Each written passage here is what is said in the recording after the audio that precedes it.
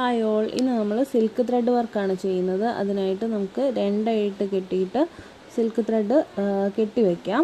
എന്നിട്ട് നമ്മൾ chain stitch ഇടുകയാണ്. ഇന്ന് നമ്മൾ താമ്പൂർ ഫില്ലിംഗ് ആണ് ചെയ്യുന്നത്. സിൽക്ക് ത്രെഡിൽ തന്നെ താമ്പൂർ ഫില്ലിംഗ് അല്ലെങ്കിൽ ചെയിൻ ഫില്ലിംഗ് എന്നൊക്കെ പറയും. അതാണ് ചെയ്യുന്നത്. അതിൽ നമുക്ക് ഇങ്ങനെ ചെയിൻസ് ഇടണം. നോർമലി നമ്മൾ ഇടുന്ന ചെയിൻ ഇടണം. ഏകദേശം ഒരേ വലിപ്പത്തിൽ തന്നെ ഇടുക. എല്ലാ ഷേപ്പിലും നമുക്കിത് ഫില്ല് ചെയ്യാനായിട്ട് പറ്റും.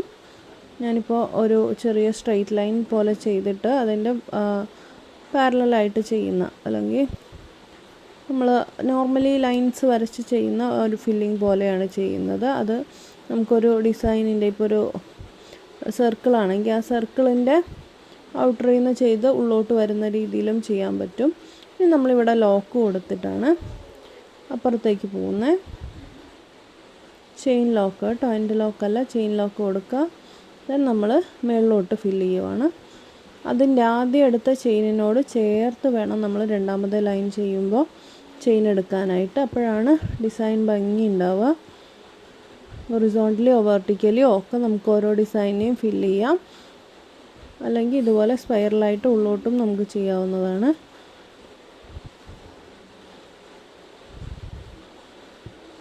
രണ്ട് എഡ്ജിലും ഇങ്ങനെ ഹൊറിസോണ്ടലിയോ വെർട്ടിക്കലിയോ ചെയ്യുമ്പോൾ നമ്മൾ എഡ്ജസിൽ ഈ അറ്റത്ത് നമ്മൾ ചെയിൻ ലോക്ക് കൊടുക്കണം.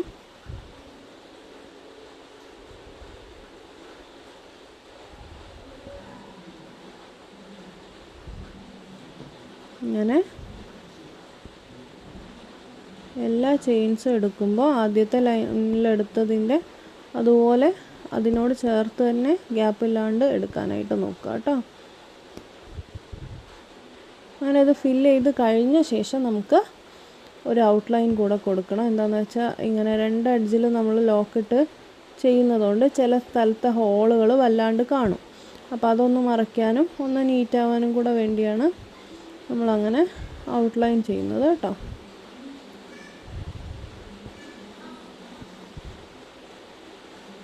ഫില്ല് ചെയ്ത് പോയാൽ മതി. ഇതാണ് താമ്പൂർ ഫില്ലിംഗ് അല്ലെങ്കിൽ ചെയിൻ ഫില്ലിംഗ്. ചെയിൻ ഇട്ടിട്ട് ഫില്ല് ചെയ്യുന്ന രീതി കേട്ടോ. Thank you.